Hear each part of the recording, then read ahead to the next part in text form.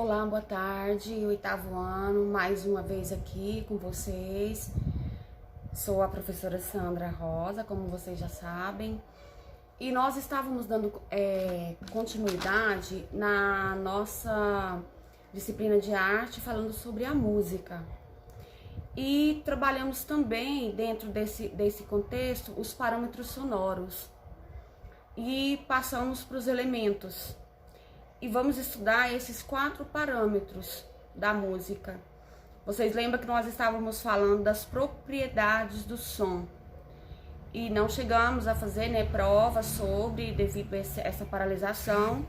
Então aqui eu vou recapitular com vocês mais um pouco desse nosso estudo.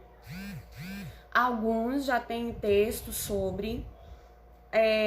teve muitos faltosos nesses dias que não tiveram, não copiaram esse texto. Então eu vou estar aqui passando uma pincelada, tanto dando essa aula virtual para vocês através desse vídeo. E também, dessa forma, eu estarei falando um pouco desses parâmetros um pouquinho na prática. Vocês lembram que era pra gente ter feito aula prática, e como não deu certo, a gente ainda pretende fazer essa aula. Mas agora eu quero falar para vocês desses 4 parâmetros sobre as propriedades do som. O som, mesmo os sons não sendo os sons musicais, tem 4 propriedades que a gente sempre vai atentar, que é a altura, a duração, a intensidade e o timbre. Acho que vocês estão lembrados. Então, quando nós falamos da altura, a altura é mais grave, que muitos chamam, de grosso, ou mais agudo, que a gente chama de fino. Então, a partir de agora, por favor, não vamos chamar mais de grosso e fino, mas sim de agudo e grave.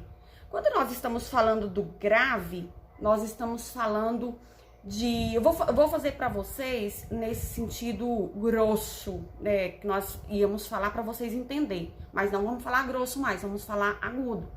É grave. O que é o grave? O grave é quando você fala, eu estou... Uma voz de monstro. Ou fino, quando nós falamos assim... Eu vou.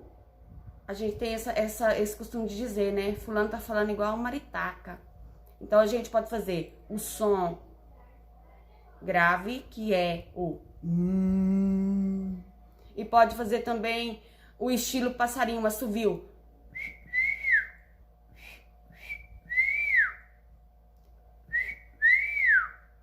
Esse nós consideramos como o som agudo. Então, o som grave é o som do monstro, e o outro é agudo de piano ou de passarinho. Aí, depois nós passamos para a duração. O que é a duração? É o som mais longo ou o som mais curto, que eu vou fazer para vocês aqui no violão. Qual que é esse som mais longo? Seria esse aqui. Ó. Foi até sumir. E o som mais curto? Parei. Então, essa é a diferença da duração.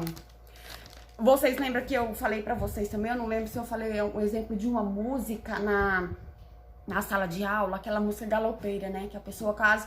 O cantor, ele quase morre pra cantar. Então, ele fala... Galopeira.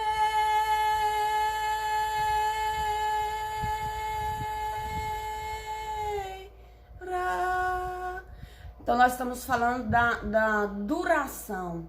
Ou se ele falasse galopeira, cortaria. Então, nós estamos falando da duração. O longo e o curto. Já dei o exemplo para vocês no violão. Aí, nós vamos falar da intensidade. O que seria a intensidade? A gente pensa em um som mais forte e um som mais fraco. Como que seria esse som mais forte e mais fraco? Ou seja, o som mais fraco do que o outro. E isso tem a ver principalmente com o volume. Então, musicalmente falando, é um som mais forte e um som mais fraco. Qual que seria o som mais forte? E o mais fraco que você quase não vai ouvir. Vocês viram a diferença do som mais forte e do som mais fraco? Então, esse aí nós estamos na intensidade sonora. É a intensidade desse som. Se ele é um som forte, muitas das vezes a gente vai passando na rua e passa aquele carro de som, aquele som é gritante, né? Então, nós estamos falando dessa intensidade sonora, um som forte. E quando tá aquele som bem leve, nós estamos falando de um som fraco. Isso nós estamos referindo à intensidade. E nós também temos o timbre. A gente chama de característica da fonte sonora. Fonte sonora é qualquer coisa que estiver emitindo um som, por exemplo. Alguém pode diferenciar o som da minha voz ou da sua voz.